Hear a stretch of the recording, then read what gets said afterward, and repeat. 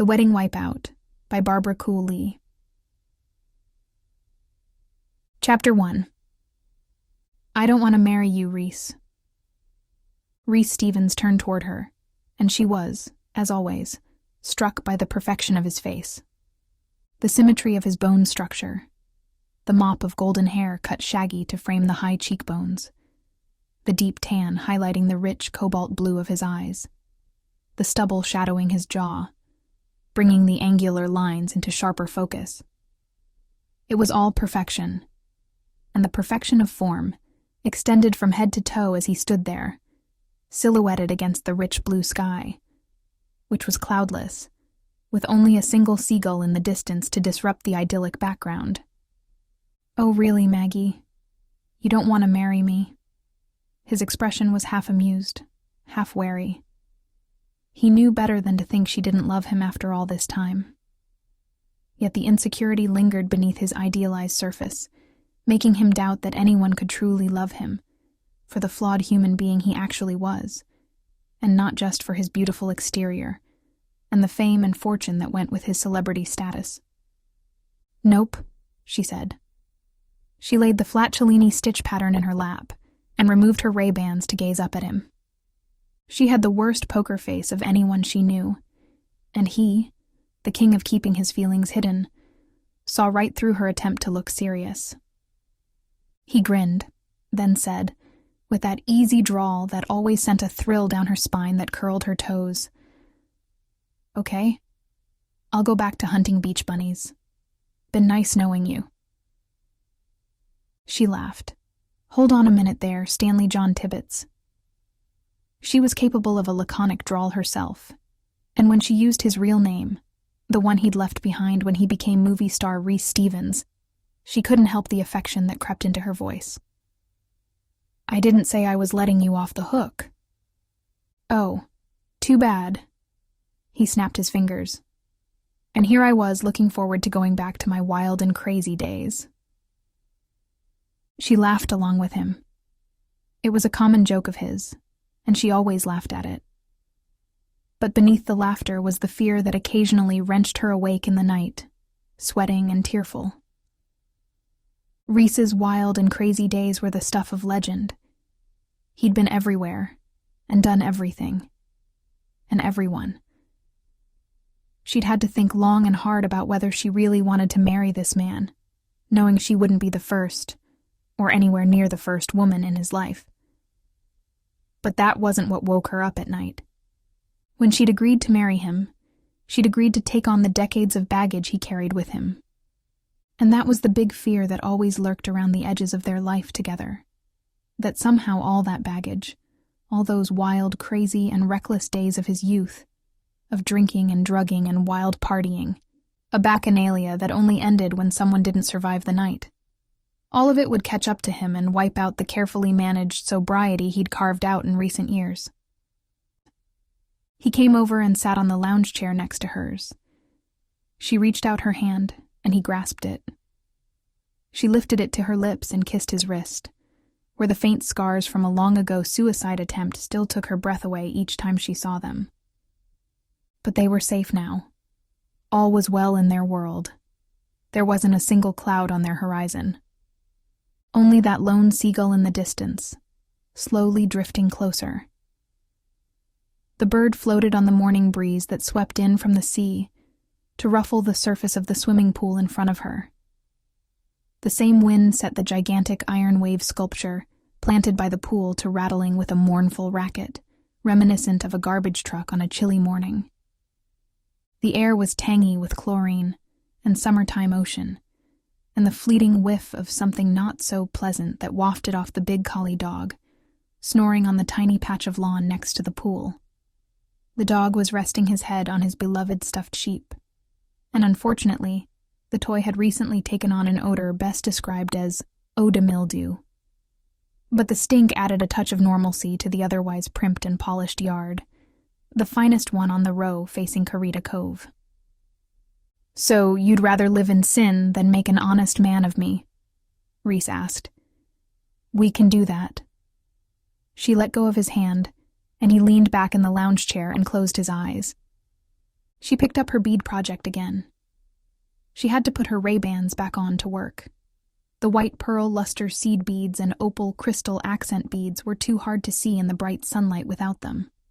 Her fingers quietly flew through the pattern, and she worked as quickly as she could while enjoying the companionable silence. Next to her, Reese said nothing. She glanced his way and noticed he had opened his eyes again and was watching that seagull, which continued to float out there, probably air surfing on the updraft that rose along the cliff that separated their backyard from the beach below. "Do you think your dad will mind?" he asked mildly, his eyes still following the bird as it hung there motionless about 50 yards away. She sighed. That was the rub. Her dad. If it were up to her, they'd head down to the courthouse the next slow weekday and tie the knot and be done with it. But her dad would be heartbroken. She was his only child, and she was finally, after all these years, marrying the man her dad had long ago decided was the one for her. El Dorado, her dad called Reese. The golden one. And he had known this man was the one since the day they'd met, ironically at Maggie's first wedding. Her dad and Reese had sat together at the church and watched the spectacle of her marrying a much older movie producer whose wealth had only been surpassed by his pomposity. It had been years before she'd learned what had really happened that day. Her dad had turned to Reese for reassurance that Maggie's new husband wasn't truly as selfish and ugly and mean as he appeared to be. And Reese's not-so-diplomatic answer had shaken her dad to the core. Her dad had drunk so much at the reception that he couldn't give his speech, and Reese had smoothly spoken in his place, then driven him home and put him to bed, without anyone being the wiser. She had been young and gullible, and trusting then, and had walked into her first marriage oblivious to the red flags flying all over the place. "You've come a long way, baby," she whispered to herself. Now, finally, she was getting it right. Marrying the one man who truly understood her and accepted her, for better and for worse. And her dad wanted to be there to give her away. She looked down at the beaded belt she was making to wear, with the pale lilac silk dress she had picked out for the ceremony. The dress was off the rack. Nothing fancy. Just a simple frock that would look right for a summer garden party, like the one they had planned for the day after tomorrow. If she finished the belt in time, she'd be wearing it. "I think it's too late to escape our fate," Reese said. His eyes watched that bird, apparently fascinated by it as it drifted ever closer to the cliff. "I guess," she said. "But let's make this as quick and painless as possible, okay?" He didn't answer. She followed his gaze to the bird and noticed the glimmer of sunshine on metal as it hovered there. She felt the disappointment wash over her. This was the hard part of being with Reese. "That's not a seagull," she said softly. "No, it isn't," Reese said. The dog woke up then, as if he'd heard the news. He probably had. He was closely attuned to the sound of people's voices, and the muted anger in Reese's crisp denial probably had been enough to set off the dog's protective instincts. He got to his feet a bit groggily. His glorious russet and white coat flowed in the breeze like a model's hair in a shampoo commercial as he stood there, staring up at the bird. Jasper was a true rough collie, the spitting image of Lassie, in both looks and personality. He was a happy-go-lucky, cheerful dog who wanted nothing more than to be friends with every living creature he met, from the grumpiest squirrel to the stinkiest skunk. But he growled menacingly at the bird. "Jasper, come!" she called to him. He didn't. He stood at alert, his body stiff with anger, and continued to glare at the sky. He kept up his deep-throated growling, which sounded so much like Reese's grumpy snarl that Maggie would have laughed, if she wasn't so mad herself. "Jasper, come," she repeated more firmly. He turned his head, looking offended at her rebuke, but he eventually picked up his sheeple toy and came to her. He did it slowly, and his head stayed turned back toward the cliff, and that evil thing that lurked up there, out of reach. A low growl continued to come from deep in his throat, the sound muffled by the big stuffed animal in his mouth. Maggie put her project back into its carrying bag and stood up. Rhys stood up too, and when Jasper got to them, he took him by the collar. "Come on, pup." They went inside, closing the curtains behind them, and leaving the paparazzo's drone with nothing to photograph but the empty yard. Chapter 2. "That reminds me," Rhys said when they were inside. "I need to discuss something with you." "What reminds you?" she asked absently. She had made a casual move toward Jasper's toy when they were heading in, and now the dog was giving her a look that would make a perfect dictionary illustration of the word disgust. "Fine," she said in an annoyed voice. "Fine?" Rhys asked, and she realized she hadn't been listening to him. "Not you," she said. "I was trying to get the S-H-E-E-P-L-E away from you-know-who." Jasper snorted and clutched his toy tighter. "He's not learning how to spell, is he?" Rhys asked. "Lord, I hope not," she muttered.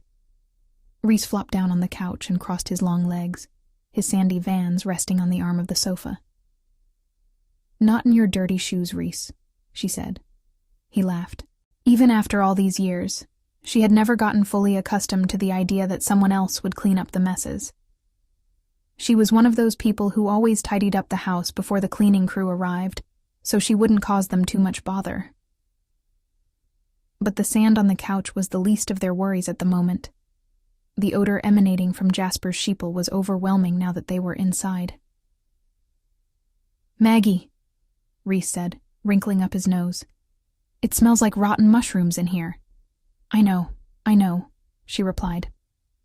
There was a glossy purple grand piano on the far side of the living room, a prize she'd picked up from the late prince's estate as a gift for Rhys to remind him of his musical roots. The dog padded over to it. He lay down beneath the instrument and rested his chin on his toy. The gorgeous dog and the stunning piano in the polished living room, framed by the turquoise sea out the windows, added up to an image worthy of a spread in Architectural Digest. If they photoshopped out the pathetic gray-brown sheep, of course. "So what did you want to discuss?" she asked, watching the dog. "Maybe a snack?" Rhys asked. "I think we still have some of those figs Sir Giles gave us if you're hungry," she said. "Want me to get you one?" "No, the dog. If we gave him some really tempting snack, he might not notice." "Tried it," she said. "He lies down on top of his sheeple whenever I offer him a treat. Love is a more powerful motive than hunger, apparently. And he started keeping the sheeple in the food bowl while he eats, so he can protect it." She sniffed at the air. "Apparently kibble dust is a good growing medium for mold. We've got to just throw it out and let him have a fit until he gets over it," Rhys said. Jasper raised his head to stare in horror at the man who had once been his friend. Maggie knew rationally that dogs weren't really able to understand all the nuances in human conversation. She repeated that fact silently to herself twice, and then said, in a voice so carefully emotionless that the dog couldn't possibly comprehend, "It's possible we could find a replacement stuffed animal and switch it while he's asleep." Jasper turned his head to glare at her, with what she could have sworn was a look of betrayal in his intelligent eyes. "That's a good idea," Rhys said. "Maybe I can find one just like it, and he'll get used to the new one." She didn't believe that, but she said it anyway. Jasper wrapped his jaws around the little sheep, holding it tightly. He managed to do it without looking away from her. She was being judged and found lacking. She couldn't face the dog, so she turned to Rhys. He was judging her too, in that worldly, amused way that always made her feel like a fool. "I hate that part of you, you know," she said, mildly. His eyes widened. "What part of me?" "The part I'll never catch up to. The part that's lived 1,000 years to my 37, and never gets surprised or upset about things. The part that thinks I'm a naive idiot. He laughed. Oh, my sweet Maggie. I'm sorry, hun. I can't help it. You're such a pure soul. In other words, an idiot. No, not dumb. Sweet. Filled with a well of kindness and unable to hurt others. Even a neurotic dog. His smile was gentle. You still believe in other people. He glanced at Jasper. And animals? Unlike you, the mean, nasty, selfish guy? She felt the smile creep into her voice as she said it. Yeah, he said seriously. I don't believe in anyone. Then his look softened. Except you. I have faith in you, Magdalena. She glanced at Jasper, who had placed the sheeple between his legs, and was watching their exchange from his purple cave, looking like a condemned prisoner backed into a corner and ready to fight to the death to defend his baby from the executioners. At least one of my boys does. Reese laughed. So what are we going to do? We can't have our ring bearer stinking up the whole wedding. I don't know, she said. She knew the simple answer was to take away the toy and burn it, and let the dog suffer the loss, secure in the belief that he was just a simple animal with no real feelings and would soon forget. But she looked into Jasper's eyes. It didn't matter what anyone else said. She knew he was scared and grieving, and she just couldn't do it to him. She sighed.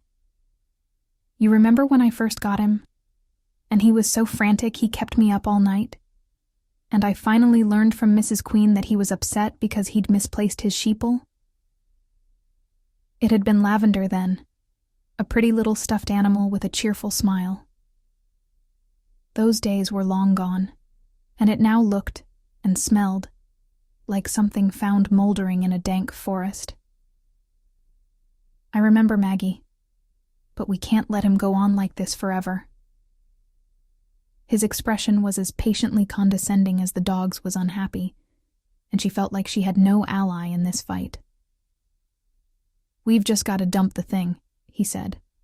Jasper turned to Reese, the bedraggled sheeple cradled protectively between his front paws. The dog was incapable of being vicious, and he looked like that was the only thing keeping him from biting Reese's ankles in disgust. He'll get over it, Mags. Jasper shook his head. He put a paw on top of the sheeple. The toy let out a faint, pathetic squeak as he did, which was surprising, because Maggie had thought the squeaker had drowned when it had fallen in the pool last month. Now it sounded like a tiny animal in distress, and she couldn't help smiling as Jasper nudged it with his long snout to comfort it. We need to put that thing out of its misery, Reese said, appealing to her compassionate side. It's an inanimate object, she said logically. But the dog isn't. He'll forget all about it in time. He hasn't forgotten it in the entire time I've owned him. So you're going to be captive to the whims of your dog, Maggie? She laughed. Of course I am. Since when have I ever been able to say no to my boy? Jasper lifted his head in triumph, as if he could tell he'd won this round. Okay, Reese said, raising his hands in defeat. I won't get between my wife-to-be and my stepdog. He was still smiling patiently at her, but then he frowned. Come sit by me, Mags. He sat up and patted the couch next to him. I don't have time to make out, she joked. I've got to go to work. You remember work? Yeah, I've heard of it. He'd been working like a dog for the last year on his big project, so he did understand, but he still made a motion for her to come closer. Sit with me a minute anyway. I need to talk to you about something. You look so serious. She went to the sofa to sit down. Jasper got up, grabbed his toy, and backed further under the piano. He had to crawl on his elbows to do it, looking so much like Lassie crawling through the brush to save a wounded animal that she couldn't help but smile. She sat down, and the dog did too, at a safe distance. He placed the sheeple carefully between his front paws, where it was half covered by his magnificent white ruff, like a snowy hill hiding a safe little den. It's all right, she said to the dog. I'm not going to grab it. He nodded, accepting her words, but not quite believing them. Then she turned to Reese. So, what's going on? You're acting serious. Which I never am, he said with a faint smile. Exactly. So what's up? I have a confession to make before the wedding. She laughed. If you're about to confess that I'm not the first girl you ever kissed, we can skip that. He didn't smile. Well, actually, I'm trying to confess that you're not the last. Her eyes must have gotten very wide and shocked, because he quickly stammered. Don't look at me like that, Mags. It's not that serious. I just wanted to tell you something. She crossed her arms over her chest and glared at him. Well, spill it, Stanley. He opened his mouth, but their security doorbell beeped, announcing a visitor had pulled into the driveway. I'm sorry, he said, looking frustrated. That's probably Cal. He's 2 hours late. Jasper got to his feet and barked a welcome in his 100-decibel voice. He wagged his tail, knowing that the doorbell meant there would be new people here to adore him. Honestly, given how smart he was, Jasper had probably recognized the name Cal and knew exactly who was arriving. The dog had put the toy down to bark, and Reese got up and took a step toward him. Maybe now, he started to say. Jasper was a step ahead of him, though, and the toy was back in his mouth before Reese could finish the sentence. Reese sighed. He was still looking at the dog, but he said, Honestly, Maggie, it's not anything like that sounded. I was trying to be funny. I know you'd kill me if I cheated on you. Yep, she said. You'd be dead meat. That got a faint smile out of him. It wasn't really a joke, though. It might actually kill him if he ever lost her. He had been warned that his heart couldn't take the strain of one more fall from grace. He knew if she left, he could easily lose his resolve to stay sober and spiral back down into the dreadful heroin addiction that had nearly destroyed him. But even so, for a handsome, rich, and famous man, there would always be temptations. He glanced her way and said aloud what they were both thinking. I would never betray your trust. You mean everything to me. You're the center of my world, and I'm not going to let anything destroy that. I swear it's not anything all that serious. I'm just having trouble telling you about it. It's more embarrassing than anything. There's nothing in this world that would be worth hurting you. Worth losing you, he added in a whisper. He looked so sheepish it was her turn to laugh. Whatever was bugging him, it wasn't a big deal. Go answer the door, charm boy. We can talk about it tonight. Jasper trotted eagerly to the entry, the sheeple in his mouth. Reese followed behind, shaking his head. Chapter 3. Reese came back into the living room with Cal at his side, and Jasper trailing behind, his tail wagging. I thought you were coming by early, Reese was saying. Buddy, I'm still on rockstar time. You know how it is. At least 3 hours late. Or more if it's important, Reese finished. Cal grinned, but the smile faded when he spotted the piano. She smothered a laugh, because just like he did every time he visited, Cal headed straight over to the instrument without another word. Jasper lay down in the middle of the floor, unsure what to do now that his private purple cave had been commandeered. Cal had once been a skinny rock star, with smoldering dark good looks that fit his passionate style of songwriting.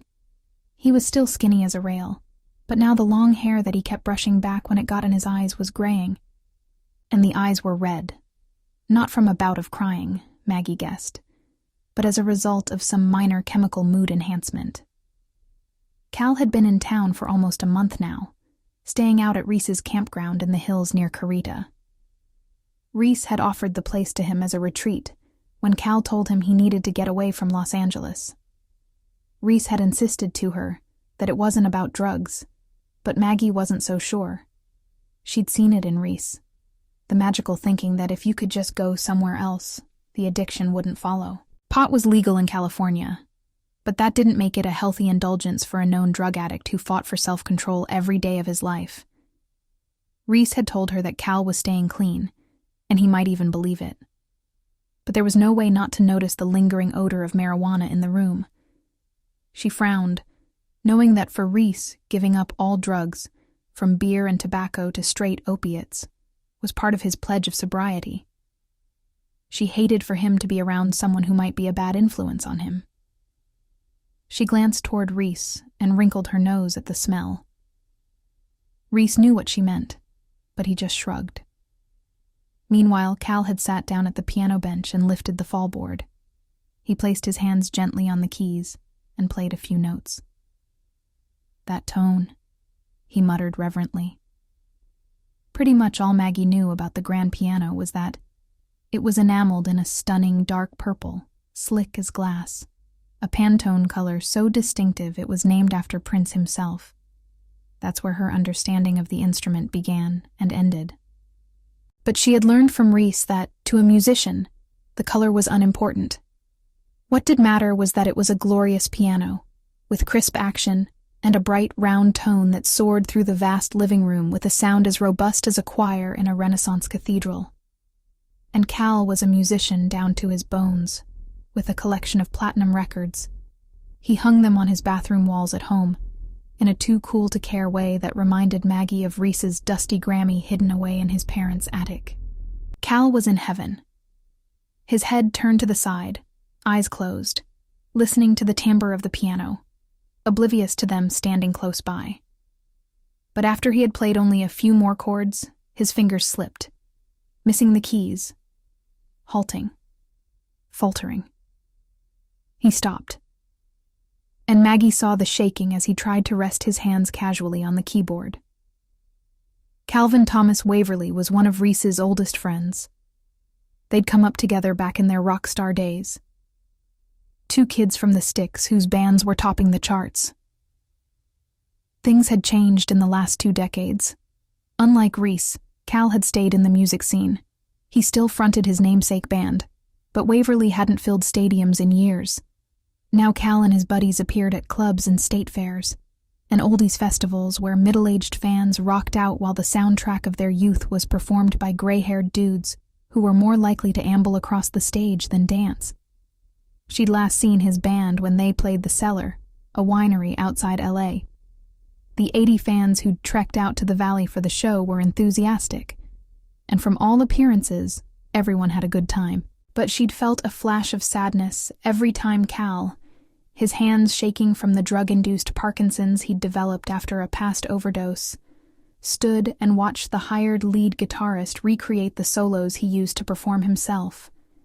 Reese said nothing in response to the playing out of Cal's ongoing tragedy in front of him, his face the usual shuttered mask he put on when he was hiding some emotion he'd rather not reveal. He had flopped back down on the couch, and his shoes were once again messing up the upholstery. But Maggie didn't even have the heart to chide him about it. Cal lowered the lid over the keys, got up, and came to flop down in a chair opposite Reese, in a noble attempt to imitate Reese's casual ease. He gave Maggie a brave grin and a hello. "Can I get you anything to drink?" Maggie asked, then realized he might take her offer of water or tea the wrong way. But Cal just shook his head, and the unspoken temptation passed without comment. Jasper used this moment to go back under the piano, taking up his usual spot with his sheep cradled between his paws, and his eyes watching warily for sneak attacks on his beloved. Cal leaned back, with those shaking hands resting on the chair arms, and the deep shadows in his eyes that belied his big smile. "All ready to get hitched, my man." Reese grinned at Maggie. "I was ready the day I met her." He swung his legs down and patted the cushion next to him. Maggie came and sat down, and he put an arm around her. "How's it going, man?" Reese asked. "Great, great, great." Cal was wearing a dusty olive jacket that looked like it had come from a thrift shop. He felt around at the pockets. "Mind if I smoke?" "Yeah, I do," Maggie said, saving Reese the trouble of having to tell his buddy he couldn't handle the temptation of tobacco any more than he could heroin. "Okay." He smiled and rested those shaking hands on the chair arms again. "So how does Frankie like the lodge?" Maggie asked when the two men didn't say anything. "Great, great, great," Cal repeated. "It's a big old place, isn't it?" Reese had put up Cal and his daughter at the derelict campground he owned in the hills just outside Carita. He'd partially renovated the old hunting lodge, and it was the perfect place for a couple of not-too-fussy people. But Cal's teenage daughter didn't seem to Maggie to be the type to enjoy roughing it. "How's Francesca doing?" Maggie asked when the conversation lapsed again. This time, his great sounded much more enthusiastic. Cal launched into a story about the 16-year-old's latest escapade, which had something to do with filling the swimming pool at their rented Malibu pad with Jell-O for a social media stunt that had left her with orange-tinted skin that took a week to fade, delaying the filming of Frankie's Place, her namesake TV show on a children's network. Soon they were all laughing, and the moment of sorrow she'd felt for Cal faded as she heard the affection in his voice. Whenever Frankie's name left his lips, he seemed to sit up straighter, and he spoke with his full chest, puffing up like a rooster. "The show's up for an award for quality in children's programming," he added with a proud tilt of his head. "That's terrific," Maggie said, not commenting on the irony of a wasted rock star's daughter being honored as a role model for youth. Luckily, from what Maggie had seen, Francesca Waverly showed no signs of following in her dad's stumbling footsteps. Maggie heard the doorbell go off again, and then a voice called out, "Anyone home?" "In here," Reese boomed, startling the dog, who had just gotten up to greet the newcomer. Shane came into the living room. Reese's son, 15, and the spitting image of his dad at that age, was dressed head to toe in white. White jeans, white t-shirt, a white band on his digital watch, all of it setting off his blonde, blue-eyed, tanned good looks. "Did you just change?" she asked him. "Huh?" he replied. "Well, yeah. Why?" "I couldn't wear white for more than 5 minutes without getting covered in dog hair or spilling coffee on myself." Jasper illustrated her point by sidling up against Shane, bumping him with his hip to let him know he was happy to see him. When the dog finished, there was a shadow of russet fur all along his pants leg. He laughed. "Yeah, it's kind of a pain." "I don't know if you realize this," Reese drawled, "but blue jeans actually come in blue." "Yeah, Dad, I know." Maggie lifted her hands in a shrug. "Then why?" "Frankie," Shane said. "She wants me to wear white." That was the other side of this little equation. Frankie and Shane had known each other since they were babies, but now they were 15 and 16, and he was a cute boy and she was a cute girl. They had been dating secretly for a while, until she decided to go public to her millions of social media followers, setting off the usual paparazzo-feeding frenzy. Cal and Reese seemed much less bothered about the whole thing than Maggie was. But she had to admit that the fact both kids were Nepo babies born to wealth and fame worked in their favor. At least neither of them was interested in each other for clout-chasing purposes. "Speaking of," Cal asked Shane in an anxious tone. "I thought she was with you. Where is she?" "Getting changed," Shane answered. "She said she'd meet me here after she picked out a new outfit. We're going surfing." "In those clothes?" Maggie asked. "Well, no," he admitted. "Our wetsuits aren't the right color, so we need to do a live feed first." "Need to?" Maggie asked with a raised eyebrow. "Of course," Cal said dryly. "That kid has to chronicle every minute of her life." But he said it with affection. "Pics or it didn't happen," Shane said. "That's just how it is. Now that it's not a secret about us anymore, she's got to keep up the new content on her feed. Your generation just doesn't get it." Reese sighed.